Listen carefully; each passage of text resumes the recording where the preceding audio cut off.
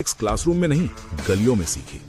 1995 में कांग्रेस से काठी म्युनिसिपैलिटी का एक काउंसलर इलेक्शन जीता और तब से इस आदमी ने पीछे मुड़ के नहीं देखा। लेकिन असली सुवेंदु वो 2007 में दुनिया के सामने आया। नंदीग्राम। लेफ्ट फ्रंट गवर्नमेंट जमीन छीननी चाहती थी, किसानों से, उनके खेतों से, उनके घर से। केमिकल हब बनाना था, इंडस्ट्रियल प्रोग्रेस का सपना था, लेकिन उस सपने की कीमत क्या थी वो कोई नहीं बता रहा था। ममता ने मोर्चा उठाया और उनके साथ मैदान में था सुवेंदु अधिकारी। यार, जो सुवेंदु ने नंदीग्राम में किया वो सिर्फ एक नेता का काम नहीं था, वो एक लड़ाके का काम था जो अपनी मिट्टी के लिए लड़ रहा था।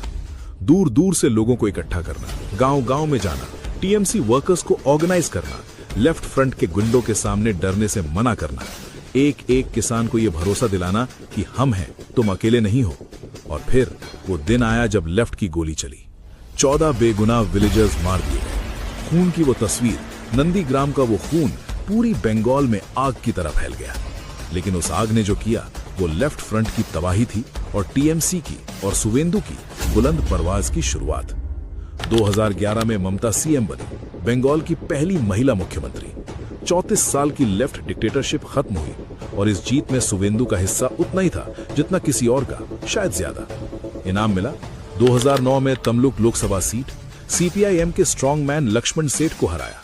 2014 में फिर जीते, फिर 2016 में एमपी की कुर्सी छोड़ के असेंबली में आए नंदीग्राम से, और ममता ने बनाया ट्रांसपोर्ट मिनिस्टर, फिर इरिगेशन मिनिस्टर, फिर एनवायरमेंट मिनिस्टर। इन 5 सालों में सुवेंदु का बंगाल में एक अलग ही कद था।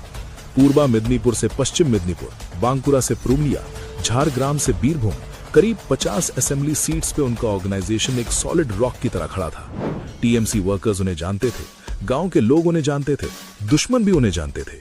ममता का नंबर 2 ये सिर्फ टाइटल नहीं था, ये सच्चाई थी।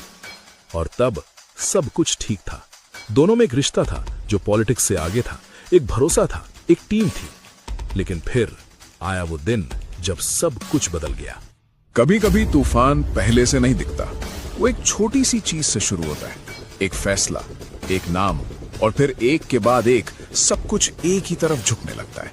वो नाम था अभिषेक बैनर्जी, ममता का भांजा, यंग, एम्बिशियस, और ममता की आंखों में फ्यूचर। पहले तो ये नॉर्मल लगा, पार्टी में नई जनरेशन आती है, नए लोग आते